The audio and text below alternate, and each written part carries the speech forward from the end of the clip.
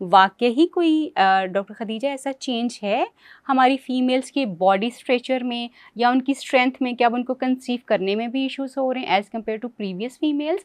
और अगर वो चेंज है तो वो क्या चेंज है? डेली जो खाना कंज्यूम कर रहे हैं वो रेस्टोरेंट फूड होता है, फास्ट फूड होता है, जंक फूड होता है, कार्ब्स की इंटेक बहुत ज़्यादा होती है। आपके ख्याल में क्या चेंज है कल की औरत में और आज की औरत में, कि आज की औरत को इतना ज़्यादा चैलेंज लग रहा है कंसीव करना और उसको कैरी करना?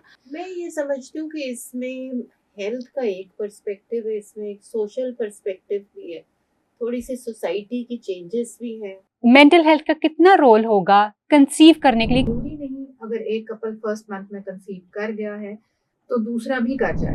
खवातीन अगर स्मोक करेंगी, इनके ओवस भी बहुत जल्दी डिप्लीट हो जाते हैं। मैन में भी स्पर्म्स की जो मोटिलिटी है वो बहुत खराब। प्री कंसेप्शन जो है, प्रेगनेंसी से पहले की जो प्रिपरेशन है किसी भी फीमेल को या कपल को, मैं कहूंगी कि वो क्या करनी चाहिए? एक तो प्रेगनेंसी आसान हो जाएगी, हाँ। ज्यादा बीएमआई के साथ, बॉडी मास इंडेक्स के साथ प्रेगनेंसी होना डिफिकल्ट है। बिस्मिल्लाहिर्रहमानिर्रहीम, अस्सलाम वालेकुम जी। मैं हूं doctor Tahira Rubab, coffee with doctor Tahira Rubab podcast में आपको वेलकम कहते हैं। आज का टॉपिक हमारा फीमेल स्पेसिफिक है और इसमें हम बात करने वाले हैं प्रेगनेंसी और ड्यूरिंग प्रेगनेंसी के जो चेंजेस आते हैं फीमेल में और किस तरह के चैलेंजेस फीमेल्स फेस करती हैं, इसके ऊपर बात करेंगे। इसके अलावा और जो फीमेल स्पेसिफिक और बहुत सारे इशूज़ होते हैं, जैसे वजाइनल इन्फेक्शंस जो हैं, इसी तरह से जिस तरह से कि पीरियड्स के बारे में बहुत सारे क्वेश्चंस होते हैं लड़कियों के कि वो किस तरह से उसको मैनेज करें।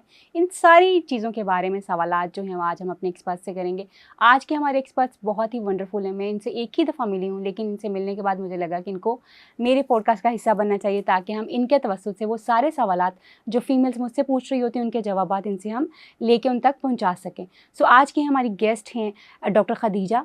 ये अपने बारे में ख़ुद बताएंगी कि ये कहाँ से हैं और क्या है इनकी और एक्सपर्टीज़ क्या है।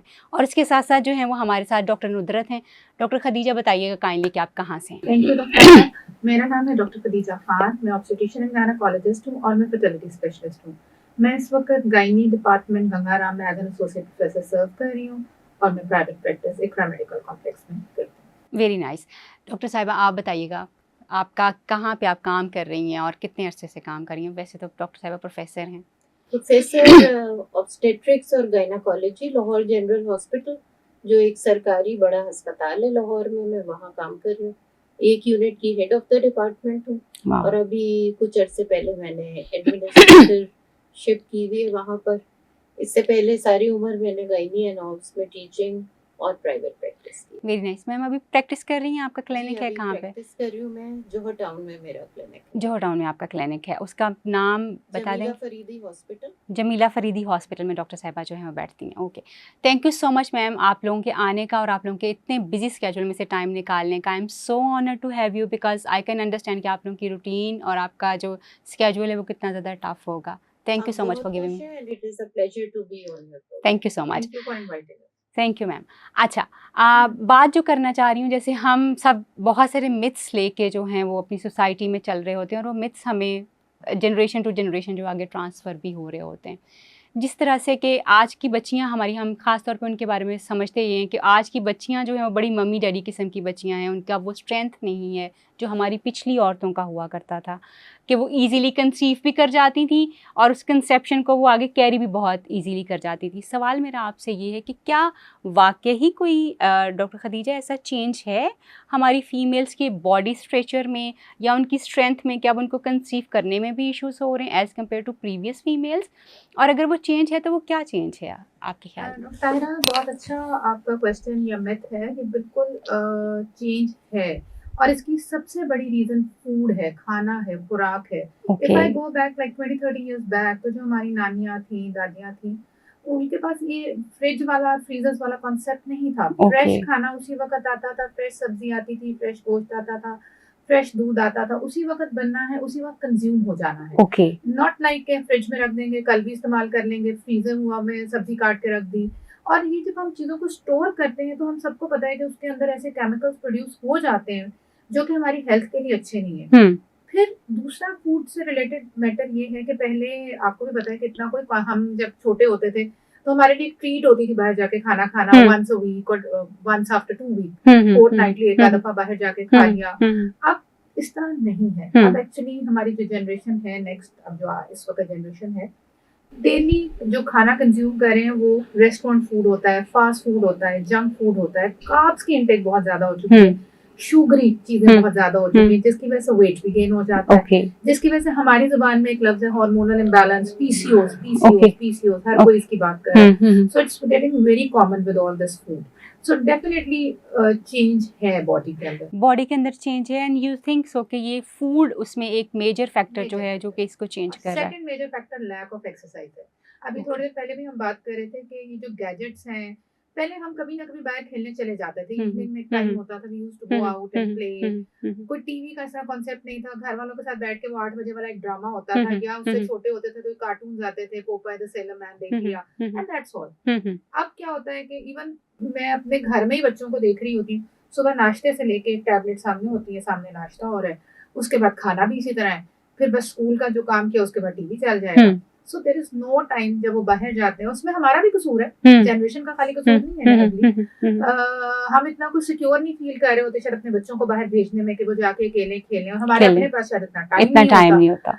और ये दो चीजें मेन फैक्टर्स। डॉक्टर नुदरत, आपकी तरफ आना चाहूंगी, आपके ख्याल में क्या चेंज है कल की औरत में और आज की औरत में, कि आज की औरत को इतना ज़्यादा चैलेंज लग रहा है कंसीव करना और उसको कैरी करना, और पिछली औरत के बारे में तो हम बड़ी स्टोरीज सुनते हैं और अभी टॉन्ट भी हम सुनते हैं इस बारे में कि मेरी माँ ने तो इस तरह से किया था, मेरी माँ को तो, या मुझे तो ये मसला नहीं हुए थे।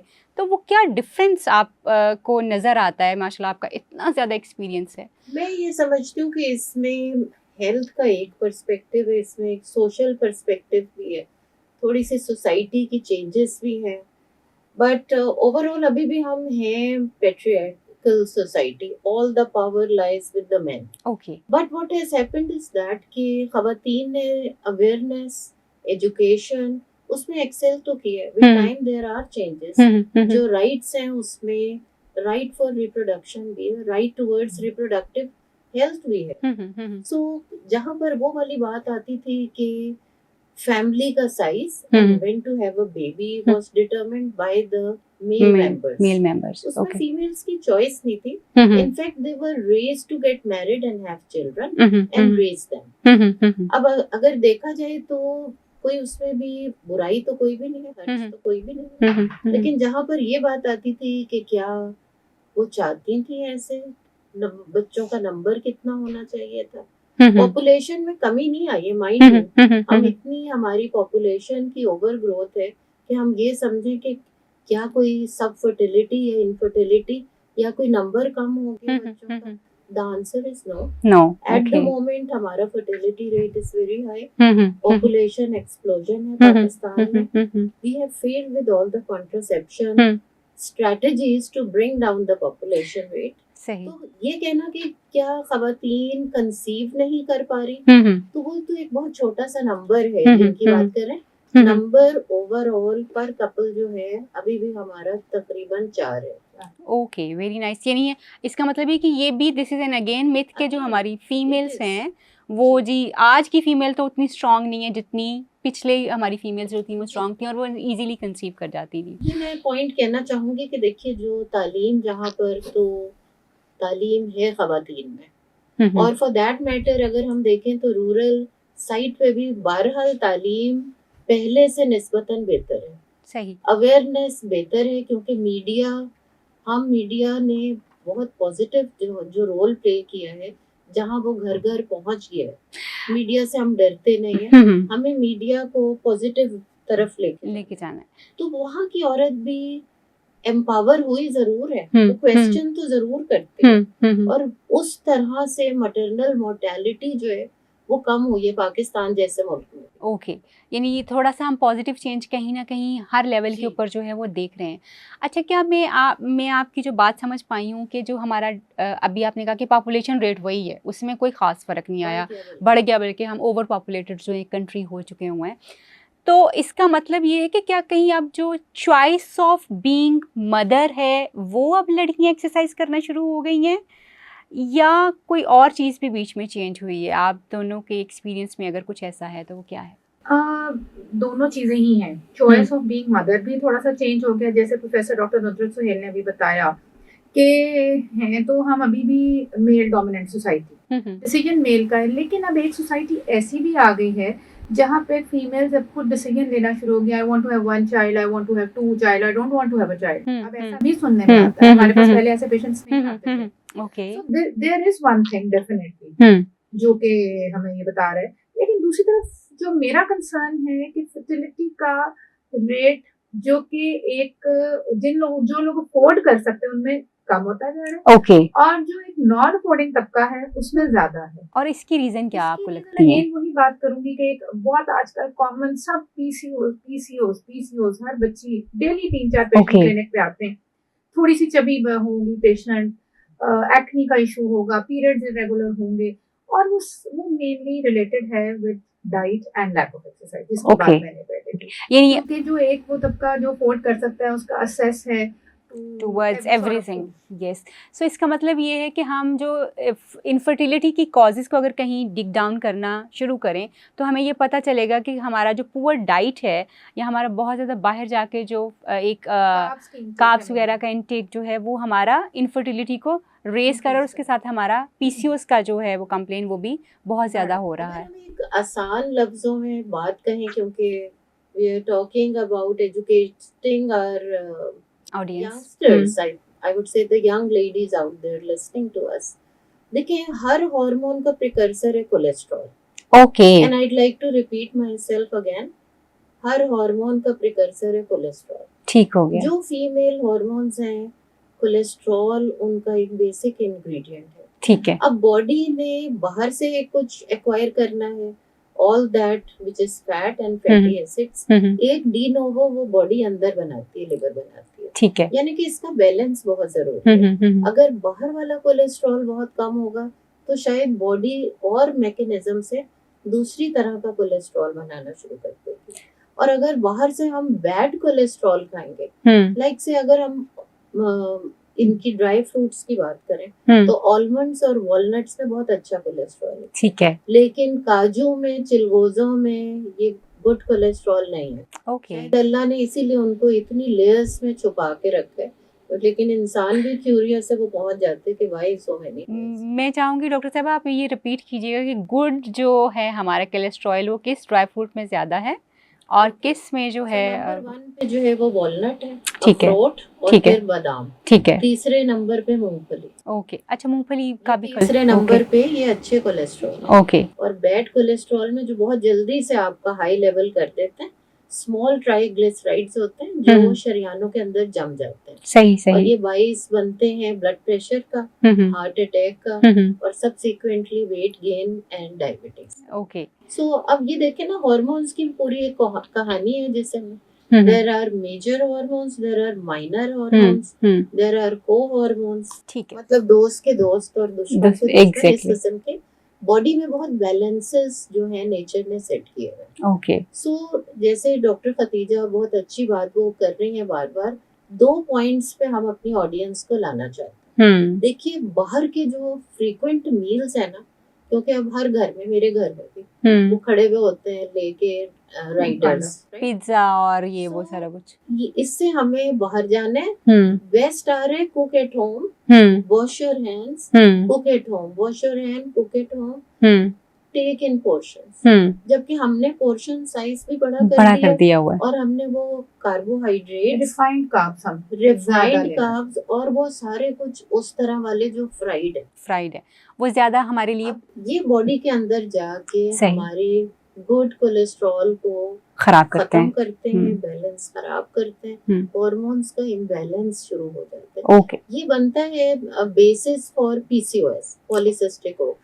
सो मेरे ख्याल में सुनने वालों को बड़ा क्लियरली समझ आ रहा होगा कि एक्चुअली हम अपने साथ ही, और फीमेल्स खास तौर पे जिनको पीसीओएस का बहुत ज़्यादा प्रॉब्लम है, हम अपने आप को ही किस तरह से ट्रीट कर रहे हैं। यानी अगर हमें बड़े शौकीन हैं बाहर खाने पीने के, तो हमें ये देखना पड़ेगा कि हम खा क्या रहे हैं, और बेहतर ये है कि आप अपने घर पे खाना बनाएं और थोड़ा थोड़ा पोर्शंस में लें, ताकि आपको वो प्रॉब्लम्स जो कि इस वक्त बहुत कॉमन हमें गर्ल्स में नज़र आ रहे हैं, आपकी अपनी भी जान उससे छूट सके, और उसके साथ साथ आपको फर्टिलिटी के जो इश्यूज़ हैं वो भी फेस जो है वो ना करने पड़ सकें।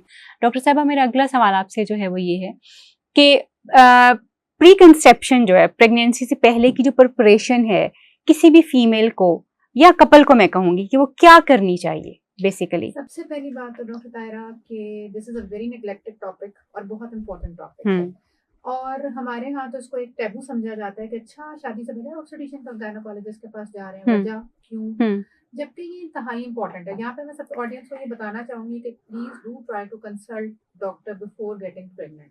क्योंकि इसमें बहुत सारे एस्पेक्ट्स आ जाते हैं। जब कपल हमारे पास आ जाता है, अब ये बल्कि एक पॉजिटिव भी है, बहुत सारे कपल्स आ भी रहे हैं जो ये कह रहे हैं कि हमें आप पहले से इवैल्यूएट करें, हमें कोई फर्टिलिटी में डिफिकल्टी तो नहीं आएगी।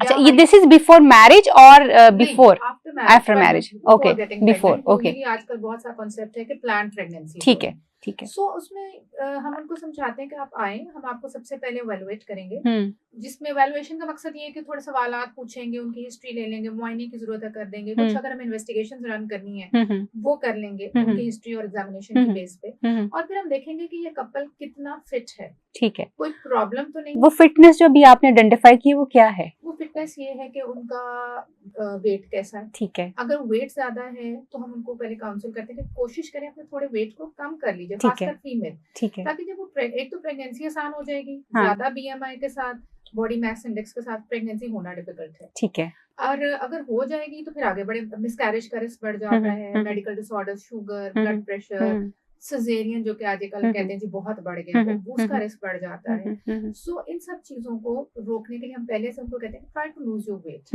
अपने ऑप्टिमम बीएमआई के अंदर आइए। फिर उसके साथ जब हम एग्जामिन करते हैं, कई दफा हमें ब्लड प्रेशर ज्यादा मिल जाता है, कई दफा इन्वेस्टिगेशंस करते हैं तो पेशेंट को शुगर आ रही होती है, डायबिटिक होते हैं, या पेशेंट्स हमें खुद आके बता देते हैं हमें एपिलेप्सी है, हमें शुगर है, हमें ब्लड प्रेशर, हमें थायराइड इश्यूज है, या इन सब चीजों को कंट्रोल किया जाता है। बहुत सारी दवाइयां जो पेशेंट्स पहले से ले रहे होते हैं और वो प्रेगनेंसी के लिए सेफ नहीं होती, कुछ एंटी एपिलेप्टिक्स ऐसी हैं, कुछ ब्लड प्रेशर की गोलियां ऐसी हैं, उनको चेंज कर दिया जाता है और ऐसी गोलियों पे शिफ्ट कर दिया जाता है जो प्रेगनेंसी के अंदर पेशेंट और उसके आने वाले बच्चे के लिए सेफ हो। ठीक है। फिर उसके साथ फिटनेस में हम कुछ और चीजें भी देखते हैं, जैसे कि पेशेंट कोई सप्लीमेंट्स ले रहा है कि नहीं ले रहा, जिसमें कि हम उनको सजेस्ट करते हैं कि फॉलिक एसिड जरूरी है। फॉलिक एसिड क्यों जरूरी है? क्योंकि कहा यह जाता है कि फॉलिक एसिड 3 महीने पहले लेना शुरू कर देनी चाहिए, क्योंकि जब तक पेशेंट को प्रेगनेंसी का पता चलता है कुछ अर्सा गुजर चुका होता है। अगर फॉलिक एसिड प्रॉपर ले रहे होंगे तो बच्चे के ब्रेन डिफेक्ट्स के चांसेस कम होंगे, उसके बैकबोन के चांसेस कम होंगे। हम कुछ चीजों को समझते हैं कि ये नहीं हो रही, लेकिन स्मोकिंग, ड्रग्स, अल्कोहल काफी कॉमन है, बहुत कॉमन है, बहुत कॉमन है। मैं तो अब बहुत ज्यादा देखती हूँ कि वो वेप्स जो हैं वो फीमेल्स में बहुत ज्यादा कॉमन हो चुके हुए हैं, and it is trending everyday, बहुत ऊपर जा रहा है, और अब people don't mind it having it. आम लड़कियां भी अब हमें जो है वो लेती हुई नजर आती हैं। हिस्ट्री में इतना नहीं पूछते, तो हम पूछते हैं, और बहुत सारे पेशेंट और उनको नहीं पता होता कि ये हैजर्डस है प्रेगनेंसी के अंदर। हम उनको बताते हैं कि इसको रोकना है, क्योंकि अगर आप नहीं रोकेंगे तो आपके बच्चे के अंदर बर्थ डिफेक्ट्स आ सकते हैं, आपको ब्लड प्रेशर बढ़ सकता है, प्री टर्म डिलीवरीज हो सकती हैं वगैरह वगैरह। सो हम उन चीजों के लिए उनको एडवाइस करते हैं ताकि जब वो प्रेग्नेंट होने से पहले हर लिहाज से फिट हो, ताकि एक हेल्दी बच्चे को पैदा कर सके। ठीक हो गया। मैम, जैसे मैडम ने भी बताया कि खातून के लिए खास तौर पे क्या चीज़ जो है वो ज़रूरी है अगर वो अपने कंसीव करना चाह रही हैं। मैं चाहती हूँ कि एक आदमी के पर्सपेक्टिव से थोड़ा सा बताइए कि उसका कितना इम्पोर्टेंट रोल है प्री कंसेप्शन के उसमें। कुछ अर्से पहले तक एक कॉन्सेप्ट था कि जो वाई क्रोमोसोम है उसके ऊपर कोई जेनेटिक डिफेक्ट शायद नहीं है। ओके, सो ये बहुत देर तक हमारी जो रिसर्च थी क्रोमोसोम पे कि जितने भी मेजर जीन म्यूटेशंस हैं या क्रोमोसोमल डिफेक्ट्स है, they are on the X chromosome and mainly coming from the female. हाँ, मैं चाहूंगी कि आप इसको थोड़ा सा स्लीस उर्दू में करें ताकि समझ आए लोगों को। जो मौरूसी तौर पर नक्स पाए जाते हैं बच्चों में, उनका ताल्लुक खवातीन के जरसोमों से या क्रोमोसोम से और मर्दों में नहीं। ठीक है, लेकिन ये पहले समझा जाता था। अभी काफी अरसे, मैं समझती हूँ 10 साल भी नहीं हुए, 10 साल की जो रिसर्च, क्योंकि आपको पता है रिसर्च का मंबा तो अमेरिका या यूरोप की जो है ममालिक, वहां से we gain it from there. तो अब ये है कि जो वाई क्रोमोसोम है इसमें भी डिफेक्ट्स हैं जेनेटिक मौरूसी, और उसमें से अटेंशन डेफिसिट सिंड्रोम जो आपको पता है। अच्छा, ये वहां से भी आता है। अगर मर्द की उम्र ज्यादा है, क्योंकि पहले एक जुमला आपने जगह जगह पढ़ा होगा, मर्द कभी बूढ़ा नहीं होता। यस, तो बहरहाल ये भी गलत साबित हुआ अल्हम्दुलिल्लाह। यानी जहाँ हम सिर्फ हमें हर एक को एक यंग लड़की चाहिए होती है और to be the wedded wife, तो मर्द की उम्र भी मैटर करती है। वहाँ पे भी बच्चों में अगर तवज्जो की डेफिसिट आती है, टेंशन डेफिसिट, बिहेवियरल प्रॉब्लम आती है, तो उसका ताल्लुक मर्दों के वाई क्रोमोसोम्स के साथ। ठीक अब है। आपका सवाल कि मर्दों की प्रिपरेशन क्या हो, जैसे डॉक्टर खतीजा ने फोलिक एसिड के बारे में बताया, देखिए ये सिंपल सा एक बी कॉम्प्लेक्स है जो वाटर सॉल्युबल है। हमारे जिस्म में मर्द, औरत, बच्चा, बनने वाला बच्चा जो भी है उसके रैपिडली मल्टीप्लाई सेल होते हैं। ठीक है। मतलब जितनी देर में आप पलक झपकाते हैं तो एक सेल जो है वो 2 के 4 हो जाते हैं, इतनी देर में हो जाता है, इतनी जल्दी वो मल्टीप्लिकेशन, हर डिवाइड होने मल्टीप्लाई होने वाले सेल को फोलिक एसिड की जरूरत है। ओके। अब इसका क्या मतलब हुआ, एक फीमेल के एग को भी फोलिक एसिड की जरूरत है अगर उसे गुड क्वालिटी एग चाहिए। एक मेल को भी गुड क्वालिटी स्पर्म के लिए folic acid and other supplements चाहिए। और एक माँ के पेट में बनने वाले बच्चे को भी फोलिक एसिड चाहिए। यहाँ पे रोल है सप्लीमेंट्स का। और जैसे अभी डॉक्टर खतीजा ने बात की फ्रिज में रखे हुए खाने और सबकी, देखिए हर सब्जी, हर फल और हर खाने वाली चीज में नेचुरल विटामिन्स है, हम उससे डिप्राइव होते चले जा रहे हैं। जितने भी हमारे पैक्ड या प्रोसेस्ड फूड्स हैं इसमें विटामिन्स तकरीबन खत्म हो जाते हैं। इनको वहां पे इस्तेमाल किया जा सकता है जहां पर खुराक की किल्लत हो, लेकिन अगर खुराक की किल्लत नहीं है, आप ताजा फल, सब्जी और फ्रेश खाना खाएं फॉर देयर न्यूट्रिएंट वैल्यू, ठीक है, for their vitamin value. Otherwise आपको बहुत से सप्लीमेंट्स चाहिए। इतने दुनिया में विटामिन्स हैं जितने नाम मैं आपको नहीं बता सकती। जो magnesium, manganese, copper, zinc, B complex की family 10-12 B complex, vitamin A, E, you name it and the vitamin is there. यहाँ से मेरा अगला सवाल आपसे ये है कि फिर वो कुछ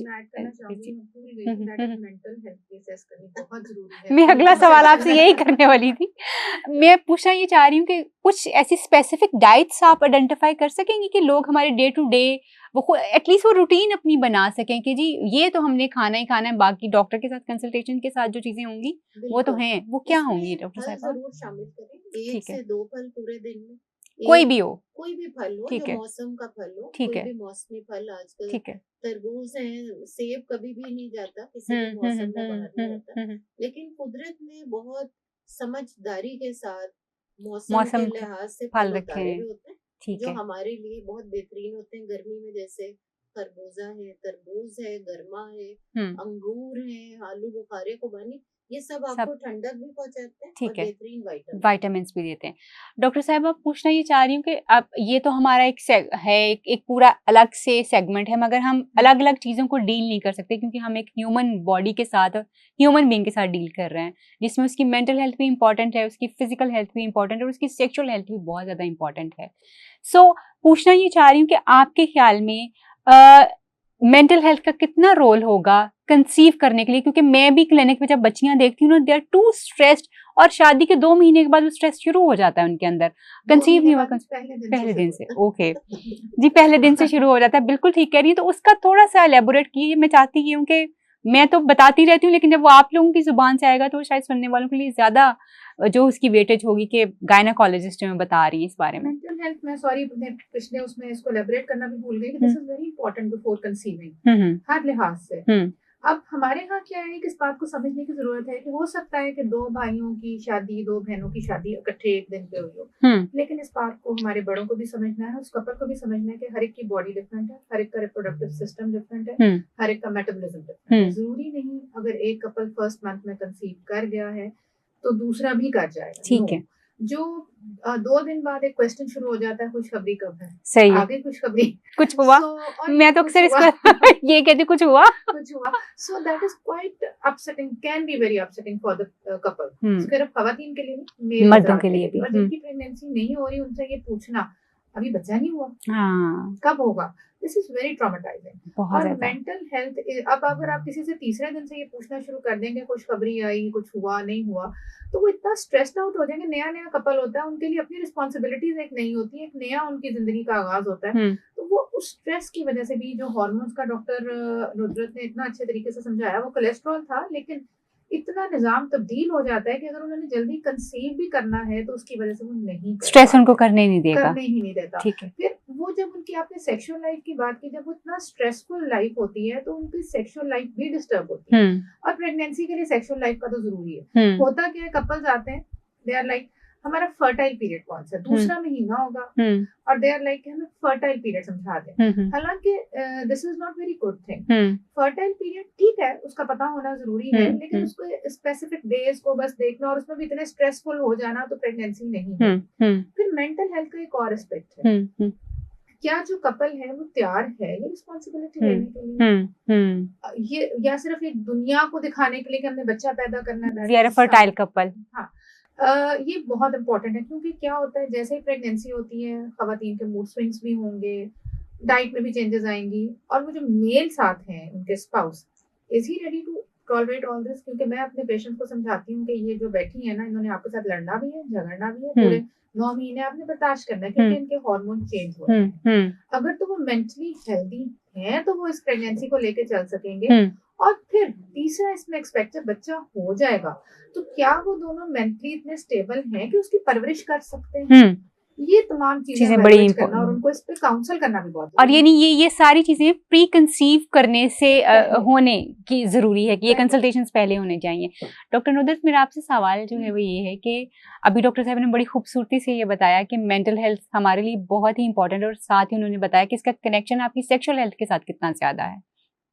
मैं पूछना जो आपसे चाह रही हूँ वो ये कि आपके ख्याल में कितना टाइम जो है एक कपल के लिए अप्रोप्रिएट हो सकता है that they should start thinking about, सिर्फ अगर उन्होंने इंडिविजुअली फैसला करना है कि हम अब बच्चा पैदा करें, तो वो क्या 6 महीने, साल का, वो क्या टाइम पीरियड आप यूजुअली, अगर हम उसको कहें कि ये आपको जरूर कर लेना चाहिए फॉर योर मैरिटल रिलेशनशिप, जो आपका वो भी अच्छा हो जाए, आपकी मेंटल हेल्थ भी, आप एक दूसरे का सिंक भी कर जाए, वो टाइम पीरियड क्या होगा? आई थिंक ये बहुत अच्छा और जरूरी सवाल है। इसमें 2 एस्पेक्ट्स हाईलाइट करना चाहिए। जो स्ट्रेस है या मेंटल हेल्थ है और जो सेक्सुअल हेल्थ है और सेक्सुअलिटी है, सबसे पहले उसकी तरफ से हम आंखें तो बंद नहीं कर सकते। ना ये कोई जुर्म समझे, ना इसको कोई गुनाह समझे, ना इसके बारे में बात करने को गलत समझे, ना ही खवातीन की तरफ से इसको नुक्ते को उठाने को काबिले कोई एतराज चीज समझी जाए, ऐसा समझा जाए कि ये मॉरली ठीक नहीं बात हो गई, राइट, कि कुछ खातून ने गलत बात कर दी।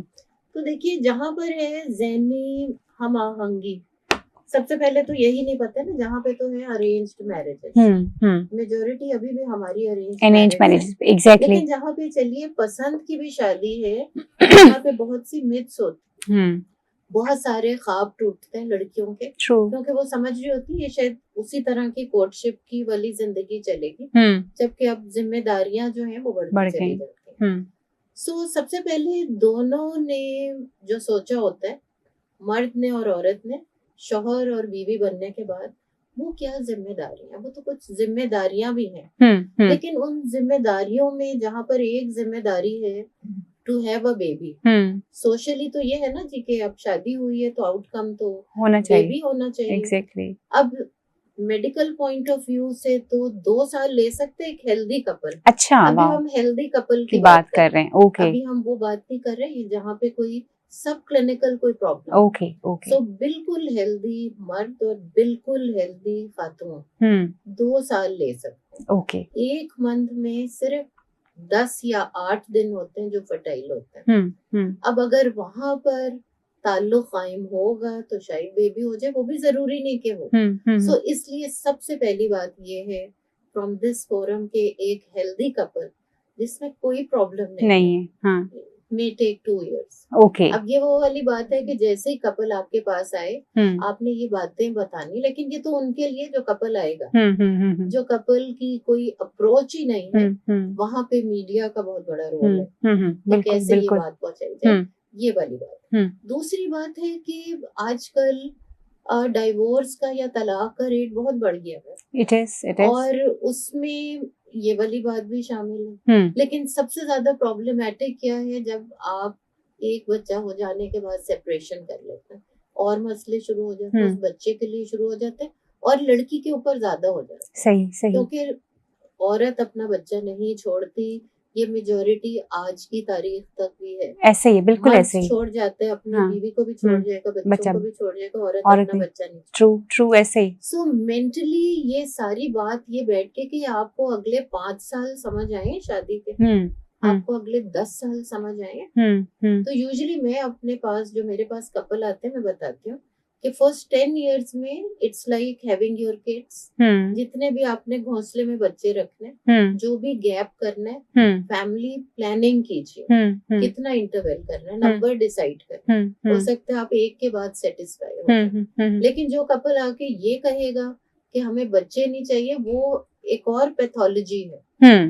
It's not normal. Maybe they are not looking ahead कि अगले 5 साल में क्या है, अगले 10 सालों में आपने वो बच्चे स्कूल भेजने, फिर मैं कहती हूँ फिर आपने बहुएं लानी है और उनसे लड़ाई करनी। सही हो गया। तो ये खत्म तो part and parcel. So make them realise के 5 साल 10 साल 15 साल बाद आपको क्या नजर आ रहा है, और आपकी हेल्थ ये नहीं रहेगी। माइंड इट, खवातीन में भी 35 के बाद ओवुलेशन एग्स की वो क्वालिटी नहीं है, फर्टिलिटी जो है वो रिड्यूस होगी, मर्दों में भी प्रॉब्लम आएगी। स्मोकिंग का जैसे डॉक्टर खतीजा ने जिक्र किया, in men sperms become very immotile if they smoke and if they are मैं इसको कहूंगी आप रीइंफोर्स करें, ये इसको रीइंफोर्स करें, क्योंकि ये आजकल बहुत ज्यादा हो रहा है। अच्छा, हम इसे 2 तरह से डॉक्टर ताहिरा रीइंफोर्स में करूंगी। खवातीन अगर स्मोक करेंगी, इनके ओवस भी बहुत जल्दी डिप्लीट हो जाती हैं। ठीक है, आई विल रिपीट अगेन। अगर आप चाहते हैं कि एग्स की क्वालिटी अच्छी रहे और एग्स का नंबर भी ठीक रहे, ठीक है, क्योंकि प्री मेच्योर ओवेरियन फेलियर का मतलब है 40 पे आपको मेनोपॉज हो जाए। ठीक है, ठीक है जी, 40 से पहले हो जाए। 40 के बाद होना फिर भी एक्सेप्टेबल है, लेकिन for me 40 is a very young age. It is actually. Right, if you are a career oriented woman, तो 40 तो फिर भी आपकी young है। तो इवन इन फीमेल स्मोकिंग की वजह से आपकी एग्स की क्वालिटी खराब होती है, वो भी खराब होती है और एग्स डिप्लीट हो जाते हैं, खत्म हो जाते हैं। और मेन में आप कैरियर रिपीट करें, मेन में भी स्पर्म्स की जो मोटिलिटी है वो बहुत खराब हो जाती है, जो लोग स्मोक करते हैं। तो ये दोनों के लिए बुरा है। ये चीजें हमें बतानी पड़ती है, ठीक है। Even then people don't listen. Exactly, I really can understand कि ये हम बताते रहेंगे, हमारा काम बताना है, और क्योंकि हमारा रोल यही है कि अल्लाह ताला ने कुछ जिम्मेदारियां दी और उसको हमने आप तक पहुंचाना है। 2 साल का वक्फा डॉक्टर नुदरत ने बताया है कि आप एक हेल्दी कपल जो है वो शादी के बाद 2 साल तक सोच सकते हैं, अपनी ज़िंदगी को एंजॉय कर सकते हैं, अपना टाइम ले सकते हैं, और हो सकता है कि इस दौरान वो बड़ा अच्छा सिंक कर जाएं और प्लान करें कि अब उन्होंने बच्चा पैदा करना है। तो 2 साल कोई बहुत बड़ा हवा का टाइम नहीं है कि ओह 2 साल, आप ये वेट कर सकते हैं। और जैसे बताया कि सिगरेट का इस्तेमाल औरतों और मर्दों दोनों में ही उनकी फर्टिलिटी को बुरी तरह इफेक्ट करता है। सो इससे परहेज करना बहुत ज़्यादा ज़रूरी है। अगला सवाल अपने एक्सपर्ट से पूछेंगे। लेट्स से कोई फीमेल जो है वो कंसीव करना चाह रही हैं, यूजुअली सेक्सुअल पोजीशंस के बारे में अक्सर सवाल मुझसे होता है कि वो क्या पोजीशंस जो हैं वो होनी चाहिए जो कि फर्टिलिटी के लिए बड़ी इंपॉर्टेंट है या कंसेप्शन के लिए बड़ी इंपॉर्टेंट है, उसके बारे में कोई है या ये सिर्फ मिथ बना हुआ है एक हमारे? देखिए, फर्टिलिटी होने के लिए सिर्फ स्पर्म का फीमेल रिप्रोडक्टिव ऑर्गन्स के अंदर जाना जरूरी, ठीक है, उसके लिए कोई sexual positions not important. Okay, इसमें ये भी मिथ है कि जी आप इंटरकोर्स करने के बाद टांगे ऊपर कर लें इस तरह से, but these are all myths. Sperm एक माइक्रोस्कोपिक सी चीज है जो कि ट्रेवल करके यूट्रस पे, फिर फैलोपियन ट्यूब जो ट्यूब्स होती हैं वहां चला जाता है, वहां से वो अंडेदानी से जो अंडा निकलता है उसके साथ मिल जाए तो प्रेगनेंसी हो जाती है। इसमें किसी पोजीशन का कोई ऐसा रोल, किसी पोजीशन का कोई रोल नहीं है। और यानी वो जो हम सुनते हैं कि तकिया कमर के नीचे रखें, और अक्सर ये औरतें इस चीज को बहुत ज्यादा प्रैक्टिस भी कर रही होती हैं। Does it have anything to? No scientific data, no scientific data at all. Okay, and we would like to add upon that कि देखिए सेक्सुअलिटी में बहुत ज्यादा आप वो भी ना डालें इफ्स एंड बट्स। जो उसका अपना प्लेजर है या is for the well being comfort है, वही होना चाहिए। ठीक है। अच्छा, एक और कंसेप्शन जो मिसकंसेप्शन जो चीज़ों के बारे में वो ये आता है कि अक्सर लोगों को ये लगता है कि ऑर्गेज्म या discharge for the both partner जो है वो बहुत ज्यादा this is a very important question. जरूरी है क्योंकि ये मुझसे पूछे जाते हैं, तो इसलिए मैं आप लोगों की होने का फायदा उठा रही हूँ, खुद भी लर्न कर रही हूँ कि मुझे भी पता होना चाहिए क्या जरूरी है। पहले if I talk about like 5 years back this was not very common, but आजकल डेली बेसिस पे कोई ना कोई पेशेंट ऐसी आ रही है कि ऑर्गेज्म नहीं होता, तो क्या मैं प्रेग्नेंट हो जाऊं? यस, और I am unable to perform the intercourse because of lack of orgasm. बिल्कुल। तो पहली बात तो ये कि ऑर्गेज्म का प्रेगनेंसी होने से कोई ताल्लुक नहीं है, ठीक हो गया, यानी एग्जैक्ट, यानी हैविंग इंटरकोर्स इज इम्पोर्टेंट, लेकिन अगर आप ऑर्गेज्म तक पहुंच रहे हैं, नहीं पहुंच रहे, it does not have anything. Females में कुदरती तौर पे इस प्रोसीजर का होना इतनी जल्दी इतना पॉसिबल नहीं होता। ठीक है, ये भी इनको समझने की, यहाँ पर मैं अपने पेशेंट को समझाती हूँ कि this is not very uncommon for the females कि इनिशियली ऑर्गेज्म नहीं होता या उनको जरा ज्यादा टाइम लगता है ऑर्गेज्म अचीव करने में, so that is not a bad thing. और इसमें उनको परेशान होने की जरूरत है। बहुत परेशान होती है कि मेरे हस्बैंड ये कहेंगे प्रेगनेंसी नहीं होती, वो मुझे बार बार कहा जाता है। सो उनको ये समझने की जरूरत है कि दिस इज, इनमें इनको कोई बीमारी नहीं है। ठीक है, यानी अगर वो ऑर्गेज्म पे नहीं जा रही, इसका मतलब ये है कि इसका ये मतलब नहीं कि वो इनफर्टाइल है या उनका कोई इशू आ रहा है जिसकी वजह से वो अभी कंसीव नहीं कर पा रही। Thank you so much.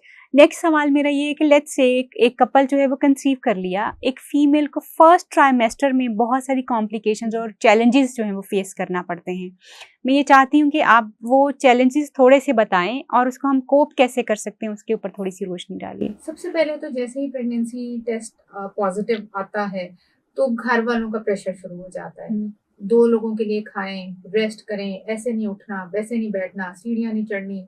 तो सबसे पहले तो ये समझने की जरूरत है कि pregnancy is a physiological phenomena. इसका मतलब ये कि एक नॉर्मल चेंज है बॉडी के अंदर। ठीक है, और इसको एक्सेप्ट कर लीजिए। अनटिल अनलेस कि आपके डॉक्टर ने आपको नहीं कहा, आप अपनी नॉर्मल जिंदगी गुजार सकते हैं। आपने 250-300 कैलोरीज एक्स्ट्रा लेनी है, ये नहीं है कि 2000 कैलोरीज एक्स्ट्रा लीजिए। लेटने का भी कोई ऐसा इशू नहीं है।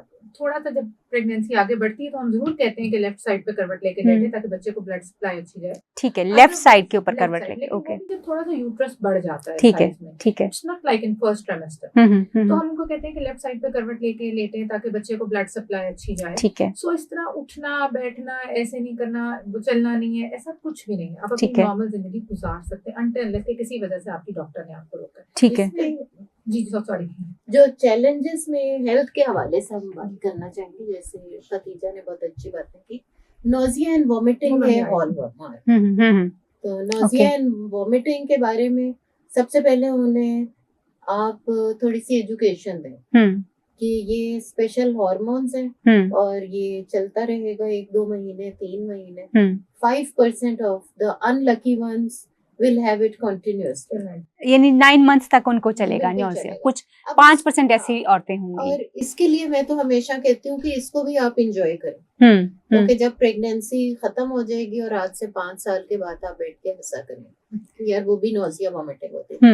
सो पहले हम उन्हें बताते हैं ये वाला फिनोमेना, दिस इज नेचुरल, ये कुदरत ने एक साइन रखा है ताकि आपको पता चल जाए और आपको पता चले कि pregnancy is continuing, because pregnancy वाले हार्मोन कंटिन्यू कर रहे हैं, सही इसलिए नोजिया कंटिन्यू हो रहा है। ठीक हो गया। So what a beautiful thing that you know the pregnancy is continuing, क्योंकि हर दफा आप अल्ट्रासाउंड भी नहीं करेंगे। पेशेंट के लिए भी सेटिस्फाइंग है कि हाँ जैसा मैडम बता रही चीजें चल रही हैं, सही चल रहा है, सही।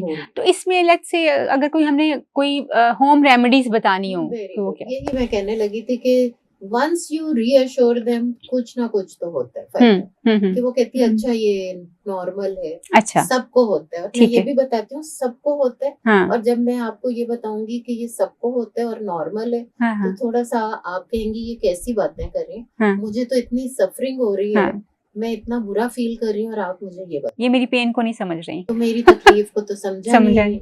फिर नेचुरल जो स्ट्रेटेजीज हैं, थोड़ा थोड़ा खाएं, बार बार खाएं, ठीक है। और जो रेमेडीज हैं जैसे आपने कहा उसमें लीमू पानी है, ठीक है, अदरक का जूस है, अदरक का टुकड़ा डालें आप। लेकिन वो गर्म नहीं होता, अक्सर लोग ये कहते हैं गर्म चीजों से प्रेगनेंसी खत्म हो जाएगी। जिंजर बड़ी मिथ है, जिंजर के कैप्सूल मिलते हैं, जिंजर पाउडर के। Okay, you know there is a big chunk of people जो नेचुरल पे रहते हैं, वो कहते हैं हमने कोई एलोपैथ नहीं खानी, ठीक है, हर्ब्स तक ठीक है, जो दवाई हर्ब्स से एक्सट्रैक्ट हुई है विल स्टिक टू दैट। इसमें भी लॉजिक है, ठीक है, अगर आप गौर कीजिए तो इसमें भी लॉजिक है, वो फिर कभी आपके साथ डिस्कस जरूर। हाँ बिल्कुल, बहुत कुछ अभी और है। वापस आते हैं इसी पे, तो लेमन, मिंट एंड जिंजर जो है यूज किया जा सकता है, यानी वो थोड़ा थोड़ा खाएं, बार बार खाएं, स्मॉल फ्रीक्वेंट मील। सुबह उठ के सबसे पहले पानी ना पिएं, ठीक है। सबसे पहले कोई ड्राई बिस्किट, ड्राई टोस्ट ऐसी चीज खाएं, ठीक है। और फिर सॉलिड और लिक्विड में वक्फा कर लीजिए। ठीक है, ठीक है।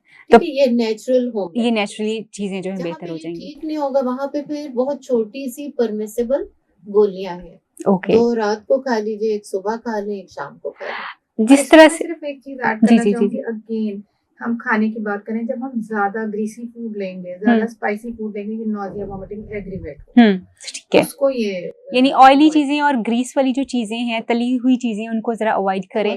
अच्छा, इस जो मैं अभी आपकी पिछली बात से समझ पाई हूँ ये कि ये हमारे मिथ्स हैं कि ये गर्म सर्द जो है ये प्रेगनेंसी को किसी तरह से इफेक्ट कर सकता है। देखिए साइंस की जुबान में ना तो कुछ गर्म है ना कुछ ठंडा है। ठीक है, ये प्लीज रीइंफोर्स कीजिए। साइंस की जुबान में कुछ खुराक में गर्म और ठंडा नहीं, इवन ड्राई फ्रूट्स भी नहीं, ठीक है, फिश भी नहीं।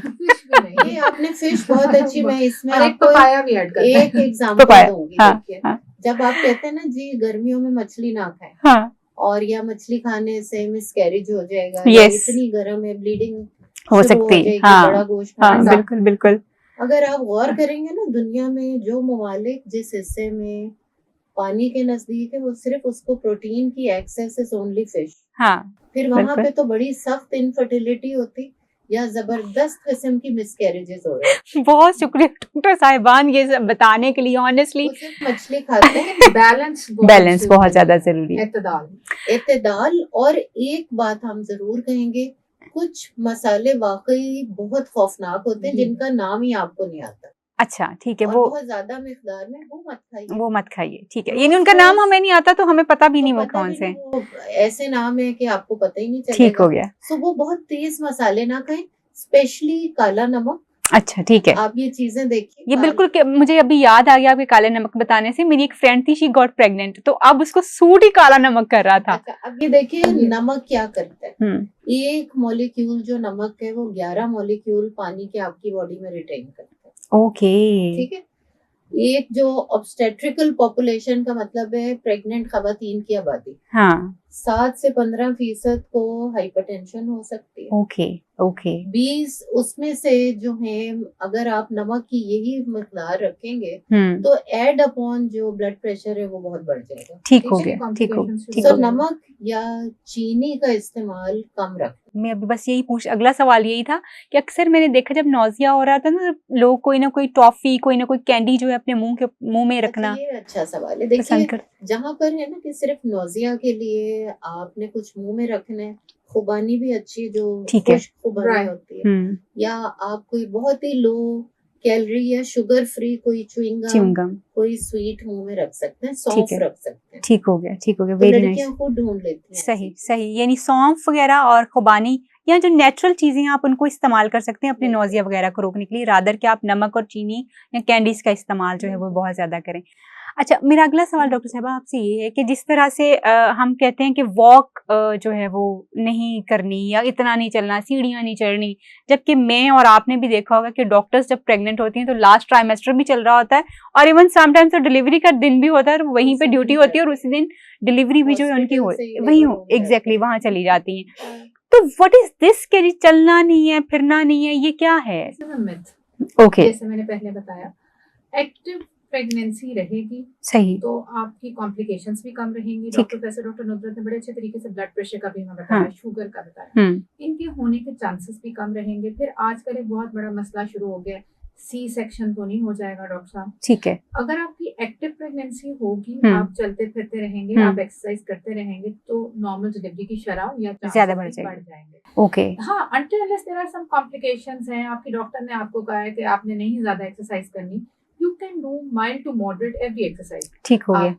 कार्डियो भी कर सकते हैं, माइल्ड टू वॉक भी कर सकते हैं, स्विमिंग भी कर सकते हैं, कॉन्टैक्ट एक्सरसाइजेस जैसा बॉक्सिंग है उसको अवॉइड कर लीजिए, योगा कर सकते हैं। देयर इज प्रेगनेंसी से रिलेटेड बहुत ज्यादा एग्जैक्टली योगा है उनके लिए। हाँ, बिल्कुल आपकी बॉडी को स्ट्रेच करते हैं, आपके मसल्स को खोलते हैं, रिलैक्स कर देते हैं, रिलैक्स करते हैं। अब एक्सरसाइज का बेनिफिट क्या है? जब आपकी कैलोरीज हैं वो बर्न हो जाएंगी तो मेडिकल डिसऑर्डर्स यानी शुगर, ब्लड प्रेशर होने के चांसेस कम हो जाएंगे। ठीक है। आपका वेट बहुत ज्यादा नहीं बढ़ेगा। उसके अलावा आगे जाके जब आप एक्सरसाइज खासकर 3rd ट्राइमेस्टर में करेंगे तो बेबी का हेड नीचे मूव करेगा। Okay, very nice. जब वो नीचे मूव करेगा तो नॉर्मल डिलीवरी के चांसेस बढ़ जाएंगे, चांसेस ज्यादा हो जाएंगे, चांसेस बढ़ जाएंगे। ओके। रिकमेंडेशंस क्या हैं कि क्या नॉर्मल एट एनी कॉस्ट जो है, क्या नॉर्मल प्रेगनेंसी को डॉक्टर नुदरत जो है वो डिलीवरी को इन्फोर्स करना चाहिए? क्योंकि ये देखिए ये मिथ्स है ना ये भी कि कुछ भी हो जाए नॉर्मली बच्चा पैदा करना है, तो इसके बारे में क्या है? सवाल है। और जब हम पहले भी एक दफा डिस्कशन कर रहे थे आपसे, हाँ, तो हमने बात की थी सिजेरियन सेक्शन रेट की, हाँ, कि जो तनासुब है सिजेरियन सेक्शन के ऑपरेशन का वो पूरी दुनिया में बढ़ चुका है।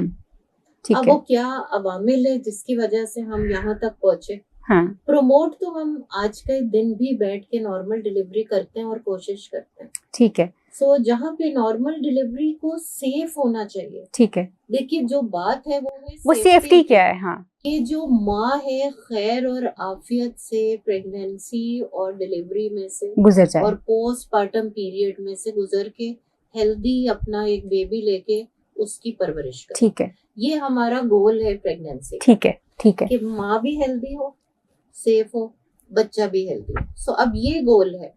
इस गोल को अचीव करने के लिए नॉर्मल हम बिल्कुल ट्राई करते हैं वहां तक जहां तक माँ को कोई नुकसान ना पहुंचे और बच्चा आपको हेल्दी मिले, उससे कोई जहनी माजूरी या जिस्मानी माजूरी ना हो। मतलब देखिए जब लेबर पेन्स आती हैं, अगर बहुत लंबा लेबर होगा, ठीक है, और अगर वो डिलीवर नहीं हो रहा 12-14 घंटे, प्रोलॉन्ग्ड लेबर की भी एक डेफिनेशन है कि फर्स्ट स्टेज है लेबर की जब वो डायलिटेशन, दर्दें शुरू हो और डायलेट हो। स्टेज 2 है कि बच्चे का सर नीचे आए और बाहर बेबी पूरा डिलीवर हो।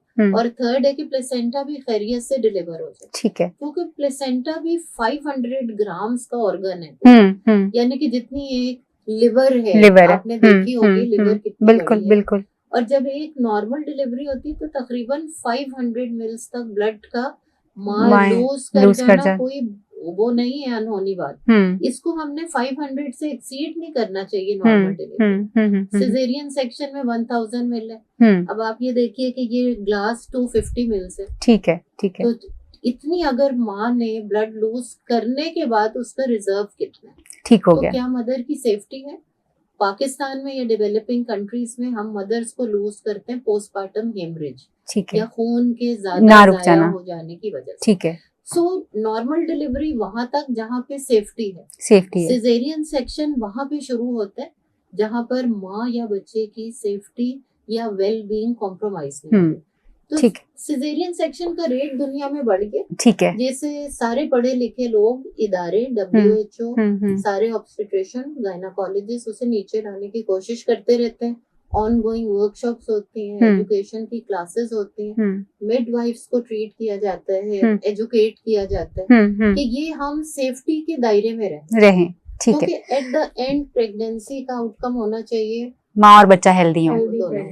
अच्छा, बड़ी खूबसूरती से आपने ये बयान किया है कि प्रायोरिटी ये है कि बच्चा और माँ जो है वो हेल्दी हों, चाहे वो नॉर्मल डिलीवरी से हो रहा हो या वो सी सेक्शन से चीजें जो हो रही हैं। अगर एक बच्चा ज़हनी तौर पे लंबी लेबर लेके माजूर हो जाएगा तो वो नहीं भूलेगा। हाँ, एक सिजेरियन भूल जाएगा, लेकिन 5 साल तक हमेशा सारी जिंदगी उस पेरेंट्स के लिए वो एक बहुत बड़ा मसला रहेगा। ये भी देखिए कि जो माँ होती है ना वो 24/7 उस बेबी के साथ होती है। हमारे पास CP बेबीज आते हैं, हमारे पास और इसी तरह से मेंटली हैंडीकैप बेबीज आते हैं। माँ को तो वो इतवार वाली भी छुट्टी नहीं है, उसके लिए तो वो 2 घंटे भी मतलब एंड इट्स नॉट ओनली कि ये कोई हम अभी लो सोशो इकोनॉमिक क्लास की बात कर रहे हैं। अभी कल मेरे पास एक पेशेंट आई हुई थी और वो कह रही थी उसके 3 बच्चे, कह रही थी कि I am going to America to sleep. मैंने कहा यार तुम इतने पैसे खर्च करके अमेरिका जा रही हो अपनी माँ के पास? कहती I want to rest. So can you imagine what is the plight of even educated women having 2 kids 3 kids and not getting time for themselves? True, I agree with this. Situation में handicap बच्चे को manage करना is really challenging. सवाल अभी इसी discussion से आगे continuation के ऊपर है कि ये कहा ये जाता है कि इफ़ यू आर हैविंग, 3 चीज़ें मैं अभी पूछना चाह रही हूँ। एक तो ये कहा जाता है कि जब when you are having normal delivery your body gets back to its real shape, immediately right after 1-2 महीनों में आना शुरू हो जाता है। But in the case of C section ये अभी आपकी बॉडी कभी नॉर्मल नहीं होती। वन ये, इसके साथ ही एक दूसरी चीज जो बड़ी औरतों के लिए एक बड़ा कंसर्न जो है उनकी सेक्सुअल सेटिस्फेक्शन के ऊपर आती है कि ये कहा जाता है कि जी नॉर्मल डिलीवरी के नतीजे में क्योंकि वजाइनल ओपनिंग बहुत ज़्यादा हो जाती है और फिर वो जो एक सेक्सुअल सेटिस्फेक्शन पार्टनर के एंड के ऊपर आती है वो एक चैलेंज बन जाता है। इन दोनों में क्या हकीकत है? दोनों से मैं यही पूछना चाहती हूँ। आपका जो सेकंड क्वेश्चन था कि जी नॉर्मल डिलीवरी के केस में वजाइनल ओपनिंग थोड़ी सी, जाहिर है जब एक बच्चा डिलीवर होगा वजाइना से तो थोड़े मसल्स रिलैक्स होंगे, ठीक है, हम एक कट भी देते हैं एपिजोटमी, लेकिन उसको स्टिच कर देते हैं, ठीक है, लेकिन पहली या दूसरी डिलीवरी में ऐसा नहीं होता है। ठीक अगर है, एक प्रॉपर जगह डिलीवरी हुई है, हाँ, लेकिन कुछ ना कुछ तो थोड़ी ओपनिंग बढ़ेगी, ठीक है, तो उसको, लेकिन इतना कोई मेजर इशू नहीं होता कि ये बहुत ज्यादा डिससेटिस्फेक्शन का बायस हो, लेकिन अगर ओपनिंग बहुत ज्यादा खुल गई है तो उसके प्रोसीजर्स मौजूद हैं, अब तो लेजर के साथ भी हो रहे हैं, स्टिच के साथ भी हो रहा है, तो उसको बैक टू ऑलमोस्ट नॉर्मल किया जा सकता है। अच्छा, वैसे इस सवाल की जो दूसरी डायमेंशन है वो भी काबिले और तलब है कि एक तरफ तो नॉर्मल डिलीवरी हम समझते हैं will give you some reward or maybe a crown on your head for the female and even for the husband for that time कि जी हर सूरत नॉर्मल होना चाहिए। एग्जैक्टली। उसके बाद ये वाली एक डिजायर या रिक्वेस्ट रखना कि बॉडी भी वापस शेप पे आए, हाँ, पहले था वैसे ही, हाँ, तो दोनों बातों में थोड़ा तजाद तो है और जिसमें फिर से एजुकेशन है। ठीक है, ठीक है। ये फर्स्ट क्वेश्चन था आपका, उससे रिलेटेड ये कि सिजेरियन के बाद बॉडी खराब हो जाएगी, ऐसा कुछ नहीं, ये हमने अगेन मिथ है। जाहिर है आप सिजेरियन समझ के आप लेटे रहेंगे, you are not going to perform anything, कोई काम नहीं करेंगे, एक्सरसाइज नहीं करेंगे, तो ये भी एक मिथ है कि सिजेरियन हो गया तो अब नहीं हिलना, हाँ, तो फिर तो जाहिर है उसी तरह से बॉडी आपकी वहीं रुक सकती है आपका, क्योंकि बॉडी की टेंडेंसी है कि जिस वेट पे आप उसको लेके गए हैं अगर आप उसको नहीं कर रहे तो आई थिंक इसमें अगर आप खवातीन को बताएं कि वो गुड डाइट में ऐसी चीजें लें, फल लें, सब्जी लें, मीट लें, और अगेन चावल, कार्बोहाइड्रेट, या वो जो बहुत मीठे बने हुए होते हैं ना जो मदर्स बना के देती हैं, पंजीरियां, वो ना खाएं, वो बांट दें पूरे मोहल्ले में। मैं तो अपने मरीजों को वो कहते हैं उनका, लेकिन लोग तो कहते हैं वो ना लेने से कमजोरी हो जाती है, कमर, एग्जैक्टली कमर जुड़ेगी नहीं या कमर का वो कमजोरी उसमें आ जाएगी। तो ये सारी बातें उन्हें कमर स्ट्रॉन्ग करने की हम तरीके बताते हैं कि देसी घी का इस्तेमाल करना चाहिए, because this is very recommended कि मसलन ड्यूरिंग प्रेगनेंसी भी जब आपको कॉन्स्टिपेशन हो जाती है लोग उसको दूध में मिला के दे रहे होते हैं, या डिलीवरी अच्छी हो जाए उसके लिए भी यूज किया जाता है। बच्चा स्लिप नहीं होगा, ठीक है, बेबी कभी भी पेल्विस से स्लिप होके नहीं आए, ठीक है। अगर आप रूटीन में यूज करते हैं अपने खाने में, दैट इज समथिंग एल्स, लेकिन उसको दूध में अलग से, अब तो उसको खाना ही बहुत मुश्किल काम है, मतलब ठीक है, आई डोंट नो जिसको आदत ना हो, एग्जैक्टली, चम्मच को मिक्स करके दूध में, तो उसकी कोई ऐसी साइंटिफिक रीजन नहीं। देसी घी पे ना दो बातें की जा सकती हैं। पहला ये कि क्या ये अच्छा है, तो इसका जवाब है जी हाँ, ओके, क्योंकि इसमें कोई केमिकल नहीं है, हाँ, बहुत नेचुरल है, और अक्सर दुनिया में हम इसकी तरफ जा रहे हैं क्योंकि बाकी जो ऑयल है या प्रोसेस्ड ऑयल्स हैं उसमें जो तरीके इस्तेमाल किए जाते हैं मे बी वो हेल्दी नहीं है। दूसरी चीज है खाना कितना है, यहाँ पे खराब खाना कितना है, ठीक है, तो उसको बहुत कम इस्तेमाल कीजिए और जितना खाइए हजम कीजिए, ठीक है, उसको जलाएं, वर्जिश करें, वॉक करें, तो देसी घी शायद आपके प्रोसेस्ड ऑयल से ज्यादा बेहतर है, ठीक है, लेकिन बहुत कम मिकदार, उसकी मिकदार आपको बहुत सही। अच्छा डॉक्टर साहब, ड्यूरिंग प्रेगनेंसी अक्सर फीमेल्स जो हैं वो कंप्लेन करती हैं कुछ वजाइनल इन्फेक्शंस, रैशेस और ये वो सारा कुछ, तो वो एक तो उसको मैनेज कैसे करें, या क्या वो कोई इन्फेक्शन हो जाता है इन रियल और उसको बड़ा सीरियसली अटेंड करने की जरूरत होती है, और it is just the process of the pregnancy, इसके बारे में आप थोड़ा गाइड कीजिएगा। इसमें दो तरह के वजाइनल डिस्चार्ज होते हैं, 80% केसेस में it's not a vaginal infection, okay, normal vaginal discharge, इसको लिकोरिया भी कहा जाता है आजकल बहुत। मुझे बता दीजिएगा लिकोरिया बीमारी तो नहीं है ना? लिकोरिया बिल्कुल बीमारी नहीं है। Thank you so much. Physiological discharge, क्योंकि हमारी दीवारों पे जहाँ ये लिखा जाता है ना मर्दाना कमजोरी, वहाँ पे लिकोरिया भी बहुत ज्यादा लिखा जाता है।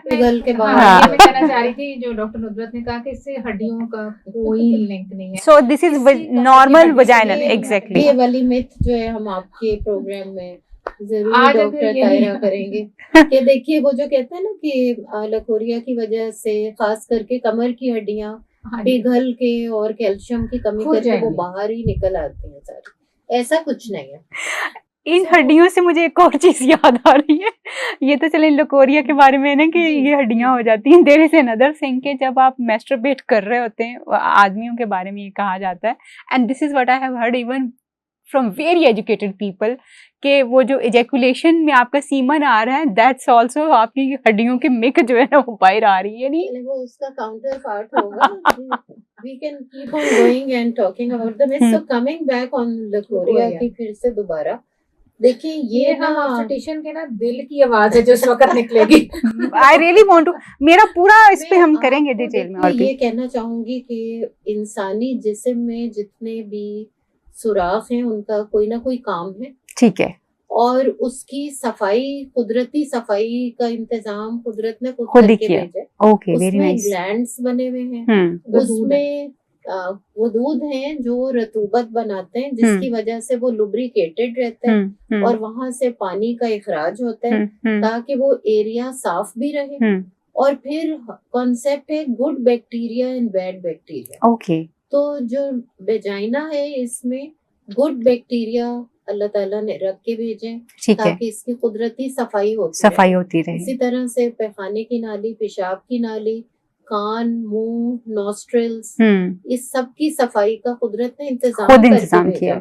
Very beautiful. तो ये बात रीएनफोर्स हम करेंगे आपके प्रोग्राम से कि कुदरत ने हर ऑर्गन की सफाई के लिए खुद इंतजाम कर रखा है। ठीक है। और वहाँ बेहतरीन बैक्टीरिया रखे हुए, हमारी स्किन पे भी बैक्टीरिया, और उनकी कैरेक्टरिस्टिक्स हैं कि वो बैड बैक्टीरिया की मिकदार को भी कम रखते हैं, उन्हें फाइट करके एलिमिनेट भी करते हैं। नंबर 1, ठीक है।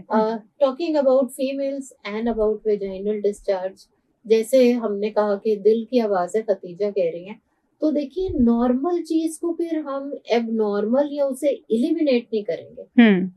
कुछ खवातीन में डिस्चार्ज कम होगा, कुछ में ज्यादा होगा, कुछ में मेंस्ट्रुअल साइकिल के हार्मोन्स की चेंजेस है ना, मेंस्ट्रुअल साइकिल, उसमें साइकिल के टाइम के मुताबिक डिस्चार्ज बढ़ेगा, फिर कम होगा, फिर बढ़ जाएगा, जरूरत के मुताबिक, बॉडी की जरूरत के मुताबिक। Okay okay. लेकिन यहाँ पे ये समझने की जरूरत है कि हर फीमेल इस डिस्चार्ज को ट्रीट कराना चाह रही है। ठीक है। जो नॉर्मल चीज है उसको ट्रीट नहीं किया जा सकता। ये डिस्चार्ज अब से 50 साल पहले की खातून में भी था और अब भी है। शायद अब जरा मीडिया पे पढ़ना ज्यादा शुरू कर दिया है, वीडियोस देखनी, तो इसलिए इसका कॉन्सेप्ट के जी ये पता नहीं क्यों हो रहा है। और मैं 50 डॉक्टरों के पास होके आई हूँ, तो जब आप 50 के पास होके आए तो 51 डॉक्टर कैसे उसको ट्रीट करेगा नॉर्मल चीज। ठीक है, यानी लोकोरिया जो है ये कोई बीमारी नहीं है, ये बॉडी का एक नॉर्मल प्रोसेस है जो फीमेल प्राइवेट पार्ट को लुब्रिकेंट देने के लिए, उसकी सफाई सुथराई के लिए बहुत ज्यादा जरूरी है, उसकी हिफाजत की एक चीज है बेसिकली। और इसको ट्रीट करवाने से परहेज करें, क्योंकि ट्रीट होने की सूरत में आपका नुकसान हो सकता है। क्योंकि बहुत सारे इश्यूज हम देखते हैं कि फीमेल वजाइना में जब ड्राइनेस होती है तो फीमेल्स किस कदर पेनफुल प्रोसेसेस में से गुजरती हैं, कितना ज्यादा उनको मुश्किल हो जाता है। चाहती ये हूँ कि थोड़ा सा डिफरेंस बताइए। एक तो ये हम नॉर्मल डिस्चार्ज की बात करें, but there is also foul जिसमें स्मेल बहुत ज्यादा इनफेक्ट, तो वो क्या डिफरेंस होगा कि जहाँ पे फौरन फिर डॉक्टर की तरफ जाना जरूरी है? नॉर्मल डिस्चार्ज है वो व्हाइट कलर का होगा, ठीक है, एक मीडियम सी कंसिस्टेंसी का होगा, यूजुअली इस तरह का डिस्चार्ज। जबकि जो इन्फेक्टिव डिस्चार्ज है उसके कैरेक्टरिस्टिक्स होते हैं। अगर हम उसमें यीस्ट इन्फेक्शन, आम जिसको हम कैंडिडा इन्फेक्शन कहते हैं, तो पेशेंट आके खुद बताते हैं कर्डी लाइक डिस्चार्ज है, छोटी छोटी दही की फुटकड़ियां हैं, ठीक है, उसी वाइट डिस्चार्ज, ठीक है, ठीक है। वजाइनल इचिंग है, वजाइना के बाहर वाले एरिया में इचिंग शुरू हो गई है, या इस डिस्चार्ज का कलर तब्दील हो जाए, येलो हो जाए, ग्रीन हो जाए, जिस तरह फ्रॉथ की तरह हो जाए, तो या इसके साथ इचिंग है, लोअर एब्डोमिनल पेन एसोसिएटेड है, ठीक है, तो ये तमाम सिम्टम्स इसके अंदर आ जाएं या साइंस आ जाएं तो फिर हम कहते हैं कि ये इन्फेक्टिव है। इसमें आसान अल्फाज में ये कह सकते हैं कि 3 चीजों पे ये डिपेंड करता है कि ये नॉर्मल है या पैथोलॉजिकल है, कि इसमें अब इन्फेक्शन या कोई प्रॉब्लम तो नहीं शुरू होगी। एक उसकी रंगत है, और शायद इसीलिए रंग भी अल्लाह ने बनाए कि नजर आ जाए और आपको पता चल जाए, ठीक है। एक उसकी स्मेल है, ठीक है, और तीसरी उसकी कंसिस्टेंसी है, ठीक है। तो रंग में जहाँ पानी की तरह का डिस्चार्ज है या वेरी लाइट मिल्की डिस्चार्ज, ये नॉर्मल में काउंट होता है, ठीक है। लेकिन जहाँ पे कलर उसका डार्क येलो है, ग्रीन है, ग्रे है, ब्राउन है, ये पैथोलॉजिकल डिस्चार्ज, ठीक है। यहाँ पे प्रॉब्लम, जहाँ पे उसकी स्मेल का ताल्लुक है एक होता है एक सटल सा सेंट, या everyone is aware of the usual body odours, ये ओडरलेस है तकरीबन, या मेरी हल्की सी एक कोई डिस्चार्ज के साथ वैसी। और समटाइम मुझे लगता है वो पानी के साथ जब मिक्स होता है तो शायद वो तब थोड़ा सा, क्योंकि वो वेटनेस हो रही होती है बार बार, स्मेल ज्यादा है, फाउल स्मेलिंग है, फिर इसका मतलब है आपको पैथोलॉजी है। ठीक है, राइट। तो जैसे कलर्स में कहा, अगर आपको लग रहे हैं दही की तरह प्रेसिपिटेट्स हैं, छोटी छोटी से उसमें पार्टिकुलेट मैटर है, तो ये जरूर फंगल इन्फेक्शन है या कैंडिडल यीस्ट, जो कहना चाहते हैं आप, ये वो इन्फेक्शन। ठीक है, और इसको ट्रीट करवाना बहुत, और इसको बेहद जरूरी है। ठीक है, इससे सावरनेस भी होती है, तकलीफ भी होगी फीमेल को, और ये बढ़ता चला जाएगा। ठीक है, और ये ट्रांसफर हो जाएगा हस्बैंड को, और बच्चे को भी ट्रांसफर हो सकता है? ट्रांसफरेबल हैं टू द पार्टनर्स। अच्छा, from husband to wife, if husband has any discharge, हाँ, इट इज ट्रांसफरेबल। ठीक है, टू द वाइफ, वाइफ को है तो वो हस्बैंड, तो इसलिए हमेशा दोनों को ट्रीट किया जाता है। क्या इसका इफेक्ट बच्चे के ऊपर भी आएगा? वर्टिकल ट्रांसमिशन इसकी नहीं होती। वर्टिकल का मतलब है कि मां सिर्फ डिस्चार्ज की हम बात कर रहे हैं, क्योंकि बहुत सारी और एसटीआईज ऐसी हैं जो ट्रांसमिट होती हैं। डिस्चार्ज की बात करें, इसका बच्चे पे ऐसा जैसा नहीं, लेकिन इनडायरेक्टली अगर वो नहीं ट्रीट होगा तो प्री टर्म लेबर में जा सकती है, यानी टाइम से पहले दर्दें शुरू हो सकती हैं। कुछ डिस्चार्ज जो है जैसे कि हैं वो मखसूस नाम है, लेकिन कुछ है जैसे गनोरिया है, असरगंदाज, लेकिन ये सिंपल जो आप सिंपल जिसमें आपने 3 चीजें बताई हैं, रंगत अगर चेंज हो जाती है, उसकी स्मेल चेंज हो जाती है, और उसकी शक्ल अगर चेंज हो जाती है, मसलन वो पहले थोड़ा सा लिक्विड में था, अब दही की फुटकरियों की तरह का है, तो इसका मतलब ये है इसको यानी ज्यादा व्हाइट मिल्क की तरह आना शुरू हो जाए, वो भी एक इन्फेक्शन में आ सकता है विद स्मेल, तो उसको फौरन आप ट्रीटमेंट की तरफ चले, पेन शुरू हो जाए, खारिश शुरू हो जाए, तो ये वो इलामात हैं जिनकी सूरत में आपको डॉक्टर की तरफ जाने की जरूरत है, लेकिन नॉर्मल वजाइनल डिस्चार्ज की सूरत में नहीं। आखिरी सवाल आज के प्रोग्राम का, क्योंकि मेरा दिल नहीं कर रहा, मगर आपका टाइम भी उस तरह से और मुझे भी अभी क्लिनिक के लिए भागना है, क्या सेक्सुअल इंटरकोर्स जो है वो प्रेगनेंसी के दौरान अच्छा है, नहीं अच्छा है, होना चाहिए, नहीं होना चाहिए, व्हाट इट इज, बिकॉज इसके अराउंड भी बहुत सारे मिथ्स जो हैं वो होते हैं। जी, बहुत सारे, ये भी एक बहुत कॉमन क्वेश्चन है, बहुत अच्छा क्वेश्चन है, आपने रेज किया इसको, बहुत अच्छी बात है। अगर कोई मसला नहीं है प्रेगनेंसी में, प्रेगनेंसी एक स्मूथ प्रेगनेंसी है, तो सेक्सुअल इंटरकोर्स किया जा सकता है। कोई फर्स्ट ट्राइमेस्टर किसी को कोई, हम किसी वजह से डॉक्टर ने रोक दिया है, कोई ब्लीडिंग हो रही है, कोई लग रहा है कि थ्रेटेंड मिसकैरेज, यानी खुदा ना खास्ता मिसकैरेज होने का रिस्क है, उसमें कह दिया कि ना करें परफॉर्म, आगे जाते हैं तो प्लेसेंटा नीचे आ गया, आवन नीचे आ गई, उसमें रोक दिया है। अदरवाइज ऐसी कोई मुमानत नहीं है, ऐसा कोई फैक्टर नहीं है कि पेशेंट इंटरकोर्स ना करे थ्रू आउट। ठीक हो गया। और 9th इसमें ऐड सिर्फ हम ये कहते हैं according to the comfort of the female, और जो ना हो या ऐसा ना हो जिससे कोई तकलीफ हो। ठीक है, और जो लास्ट ट्राइमेस्टर होता है, बिकॉज वो बड़ा एक डिफिकल्ट और चैलेंजिंग सा होता है, because now you are bearing a lot of weight with you, तो उस सूरत हाल में भी क्या it is fine to have, और उसमें कोई ऐसी जो है कॉम्प्लिकेशन जो है वो नहीं हो सकती अगर डॉक्टर ने मना नहीं किया? बेसिकली सिर्फ अगर प्लेसेंटल इश्यूज नहीं है तो फिर कोई प्रॉब्लम नहीं, या the comfort of the female. ये देखिए जरूरी है। सो इसका मतलब ये है कि किसी भी ट्राइमेस्टर में हस्बैंड वाइफ अपना इज़्दिवाजी ताल्लुक जो वो इस्तवार कर सकते हैं, प्रेगनेंसी उसकी राह में कोई रुकावट नहीं, प्रोवाइडेड कि आपकी फीमेल जो हैं वो पुरसकून है या वो ठीक हैं, और इसके साथ साथ डॉक्टर ने उनको इस चीज़ से मना नहीं किया हुआ कि फिलहाल आप परहेज कर सकते हैं। Thank you so much most respected and honourable guest, बहुत अच्छा लगा। अभी बहुत कुछ है पूछने को, बहुत कुछ है डिस्कस करने को, मैं आप लोगों को दोबारा तकलीफ दूंगी, और मुझे बहुत कुछ मुझे खुद सीखने को मिला, बिकॉज मेरे अपने बहुत सारे सवाल जो एड्रेस हो गए। अभी हम सिर्फ प्रेगनेंसी को डिस्कस कर पाए, बट आई वांट कि हम इससे थोड़ा सा आगे भी जाएं, ताकि हम थोड़ी ज़्यादा बेहतर चीज़ों के बारे में लोगों को एजुकेट कर पाएं, और उसमें आपकी हेल्प की ज़रूरत हमेशा रहेगी। आई एम सो ग्रेटफुल कि आप कॉफ़ी विद डॉक्टर ताहिरा आपके मेहमान बने, उसके लिए बहुत शुक्रिया। आई होप कि आप लोगों ने कॉफी भी एंजॉय की होगी, और आपकी कंपनी भी बहुत enjoy. Thank you so much, so honour to have you. Thank you so much जी फॉर वाचिंग अस, और अपने फीडबैक से जरूर आगाह कीजिएगा, और अगर आपका कोई सवाल हो जो आप हमसे पूछना चाहते हैं, और कोई ऐसा टॉपिक जो आप डिस्कशन पे लेके आना चाहते हो, हमारे दोनों डॉक्टर साहबान हमारे साथ होंगे इंशाल्लाह ताला। नेक्स्ट पॉडकास्ट में भी आप उस सवाल को हम तक पहुंचा सकते हैं, ताकि हम इनसे वो सवालात कर सकें। अपने फीडबैक से आगाह कीजिएगा। डॉक्टर साहिबान ने अपने क्लिनिक के बारे में बताया कि वो कहाँ बैठते हैं। अगर आपको आपको इनकी हेल्प की ज़रूरत हो तो डू कॉन्टैक्ट देम, और मैं इनका कॉन्टैक्ट नंबर जो क्लिनिक का होगा इनसे लेके वो भी शेयर करूँगी ताकि आपके लिए इन तक पहुँचना जो बहुत आसान हो सके। जो डॉक्टर्स इतनी खूबसूरत बातें आपको बता सकते हैं, उनके स्किल्स के बारे में सवाल नहीं हो सकता। सो अगर मैं अगर किसी को भेजूंगी या मैं खुद जाऊंगी तो मैं प्रायोरिटी दूंगी कि मैं इन लोगों के पास जाऊं, क्योंकि अब मैं बहुत सेटिस्फाइड हूँ, मैं इनको बहुत ज़्यादा जान गई हूँ कि अच्छा इनकी इन्फॉर्मेशन कितनी है, डेप्थ ऑफ नॉलेज कितना है और किस तरह से ये अपने पेशेंट के बेटरमेंट को और उनके बेनिफिट को प्रायोरिटाइज कर रहे हैं, ताकि सबसे ज़्यादा फ़ायदा जो है इनके पास आने वाले लोगों का हो सके और उनके लिए बेहतरीन ये फैसला कर सकें। अपना और अपने प्यारों का बहुत ख्याल रखिए और ख़ास तौर पे अपने घर में मौजूद फीमेल का बहुत ज़्यादा ख्याल रखिए और प्रेगनेंसी को प्लान कीजिए। ये आपका डिसीजन होना चाहिए कि आपका बच्चा पैदा करना चाहेंगे, ना कि पूरे मुआशरे का।